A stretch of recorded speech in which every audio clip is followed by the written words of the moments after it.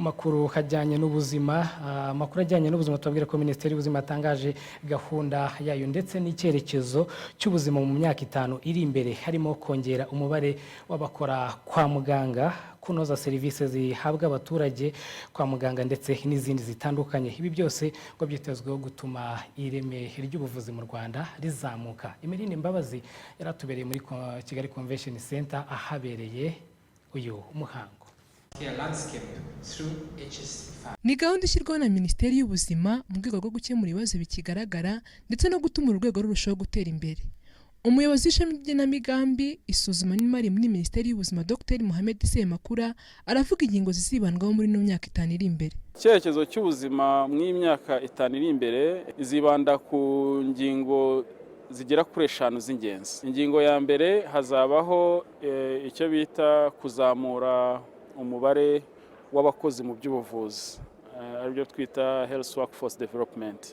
Noneho pila ya kabiri ijyanye n'ibyo bita modernization ya infrastructure.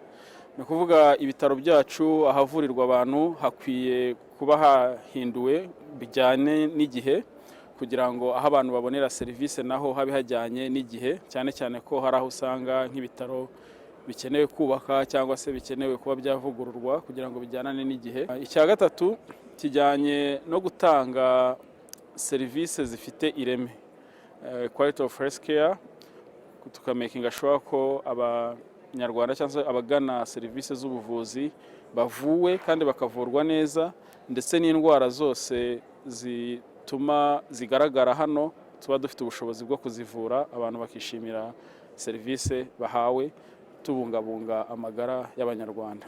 Pila ya kane ijyanye na global security, mujya mubibona ko hari igihe biza bidutera, twavuga nka Marburg yaje ejo bundi, mbere yaho hari haraje covid n'ibindi wenda bizaza tutazi. Ubwo rero muri iyi ntego tugomba kuba twiteguye tukagira ibyo early detection, kuba twabasha kumenya yuko hari icyorezo kigiye kuza mbere yuko kiza, tukabasha kuba twagikumira. Icya gatanu ni pila ya gatanu ijyanye n'ubushakashatsi n'ikoranabuhanga.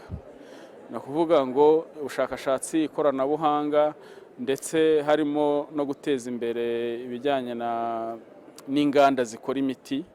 Ibyo byose bigaragara mu iyo pila ya gatanu kuko dukeneye kugira ngo u Rwanda rube rufite ubushobozi bwo kwikorera imiti bukeneye cyangwa se ibikoresho byo kwa muganga mu gihugu bidasabye yuko tubikura ahandi. Umunyamabanga wa leta muri Minisiteri y'Ubuzima mu Rwanda Dr Ivan Butera yavuze ko nubwo hari ibyagezweho hari imbogamizi kigaragara muri uru rwego, ariyo mpamvu hakwiye kongerwamo imbaraga. A lot of achievements but we still have a lot of challenges. Chronic malnutrition and stunting is still a big issue. Hari byinshi tumaze kugera ariko turacyanafite imbogamizi nyinshi. Igwingira ndetse n'imirire mibi biracyari ikibazo gikomeye. The second zone where we still lose a lot of patients is in emergency situation. Abana bapfa bari munsi y'imyaka 5 baracyari kuri 45 ku bana 1000. Ibi nabyo biracyari ikibazo. Ahandi hantu tugipfusha abantu benshi ni muri serivisi yakira indembe. Turacyaburiramo abantu benshi, dukeneye gukoramo byinshi kugira ngo ibyo bikemuke. Muri iyi gahunda ya Minisiteri y'Ubuzima mu myaka 5 iri imbere biteganyijwe ko hazubakwa ibitaro 10 ndetse n'ibigo nderabuzima 23. Ibindi bizakorwa ni uko igwingira mu bana rizagabanuka ku kigero cya 15%. Ni mu gihe abana bapfa munsi y'imyaka 5 bazagabanuka bakagera kuri 20 ku bana 1000. Naho ababyeyi bapfa babyara bazagabanuka bagere kuri 60 ku babyeyi 100,000. Emeline Mbabazi, Radio TV 10.